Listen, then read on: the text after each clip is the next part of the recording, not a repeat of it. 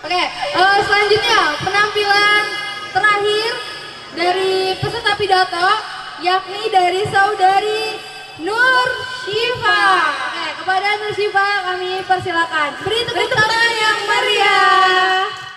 Dewan juri yang kecenya teramat, ibu-ibu yang bibirnya semerah tomat, dan bapak-bapak yang senyumnya semanis coklat.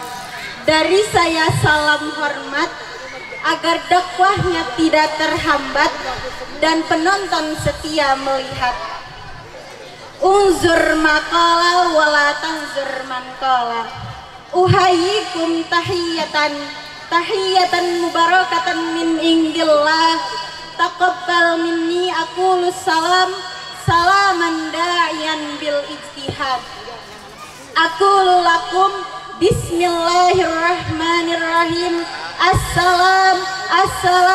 Assalamualaikum warahmatullahi wabarakatuh. Qala Allah ta'ala fi kitabihil aziz, a'udzu billahi minasyaitonir rajim. Bismillahirrahmanirrahim. Iqra bismi rabbikal ladzi khalaq. Khalaqal insana min 'alaq. Iqra wa rabbukal akram. Alladzi 'allama bil qalam. Alladzi 'allama bil qalam. Al-qalamu lil kitabah, al-kitabah lil ma'rifah, wal ma'rifah lil ibadah, wal ibadah lillahi ta'ala. Ashhadu an la ilaha illallah wahdahu la syarikalah, wa ashhadu anna Muhammadan abduhu wa rasuluh la nabiyya ba'dah. Allahumma salli wa sallim ala khatamil anbiya'i wal mursalin wa ala alihi wa sahbihi ajmain, amma ba'du. Pertama-tama dan selalu menjadi yang paling utama, marilah kita panjatkan puji syukur kehadiratillahir Rabbi, Sang Khalik Alam, the most gracious, the most merciful and sustainer in this universe, yang menciptakan matahari yang tak pernah padam, yang menciptakan samudra yang amat begitu dalam, dan menciptakan manusia sebagai khalifatul alam. Salawat bergandengkan salam semoga selalu tercurah kepada proklamator yang tak pernah naik motor, Perdana Menteri yang tak pernah pakai dasi dan anti korupsi. Beliaulah Habibana wa Syafi'ana wa Maulana Muhammadin alladzi qad akhrajan nasa minaz zulmati ilan nur. Beliaulah yang telah membawa umat manusia dari zamannya naik onta sampai zamannya naik Toyota, dari zamannya peperangan sampai zamannya maaf-maafan, dari zamannya ekonomi sulit sampai zamannya bisa bergaya elit. Baiklah, berdirinya saya di sini bukan untuk basa-basi apalagi bikin janji. Berdirinya saya di sini ingin menyampaikan sebuah materi yang pasti, yang insya Allah bermanfaat untuk diri saya sendiri dan penonton yang melihat saya di sini, dengan isi meniru keteladanan baginda Rasulullah SAW. Hadirin rahimakumullah, setiap orang membutuhkan seseorang teladan dalam kehidupannya.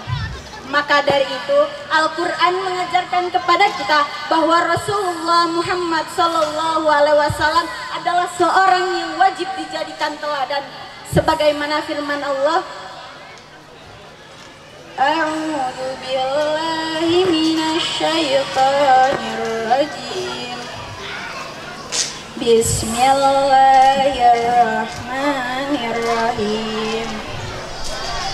Laqad kana lakum fi rasulillahi uswatun hasanah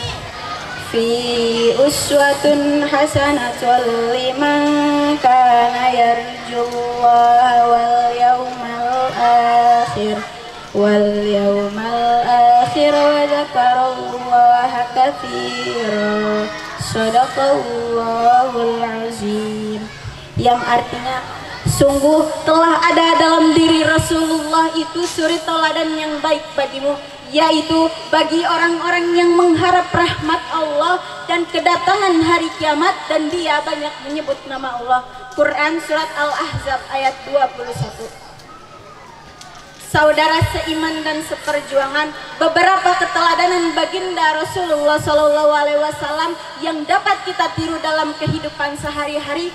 Yang pertama, keteladanannya dalam berakhlak. Di zaman sekarang, di era modern sekarang ini, banyak orang yang meninggalkan akhlak.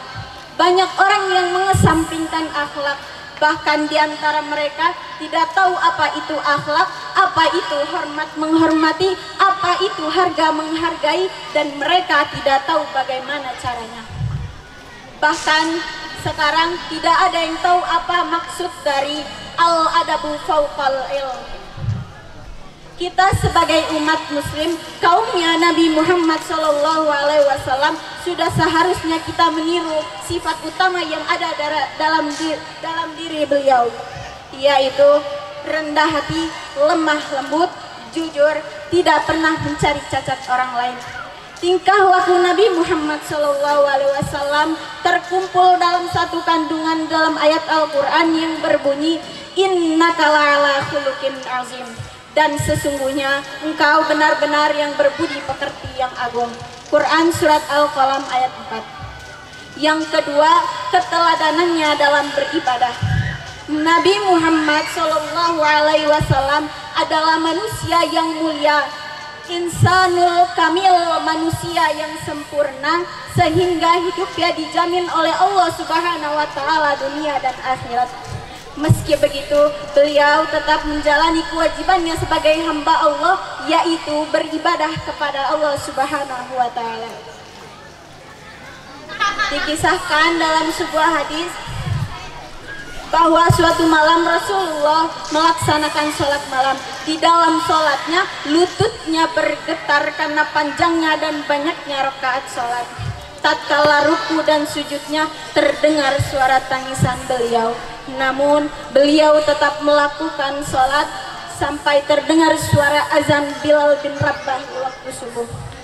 Melihat ketekunan dalam beribadah, Sayyidah Aisyah bertanya kepada Nabi Muhammad, wahai Rasulullah, bukankah dosamu yang terdahulu dan yang akan datang sudah diampuni oleh Allah? Beliau menjawab, aku ingin menjadi hamba Allah yang banyak bersyukur. Dari keteladanan Nabi Muhammad, kita tidak pantas untuk mensejajarkan derajat kita dengan beliau, karena beliau adalah hamba Allah yang mulia, yang tidak memiliki dosa, yang pasti dinanti surga dan dihindari dari api neraka. Berbeda dengan kita yang hanya manusia biasa, sholat masih ditunda-tunda, Al-Quran tidak pernah dibaca, tapi merengek-rengek minta masuk surga, takut sama api neraka, namun tetap tidak mau berusaha. Bukankah seharusnya kita harusnya malu dengan sang baginda? Maka dari itu, marilah kita memperbaiki diri sambil muhasabah hati, untuk mendekatkan diri kepada ilahi Rabbi hingga surga menanti dan api neraka terhindari. Amin ya rabbal alamin. Mungkin cukup sekian dari saya, kurang lebihnya mohon maaf. Bukannya kehabisan kata, tapi waktunya yang telah tiada. Akhir kata, kalau ada jarum yang patah, jangan disimpan di dalam peti. Kalau ada kata saya yang salah, jangan disimpan di dalam hati. Akhirul kalam, billahi taufiq wal hidayah, waridho wal inayah. Wassalamualaikum warahmatullahi wabarakatuh.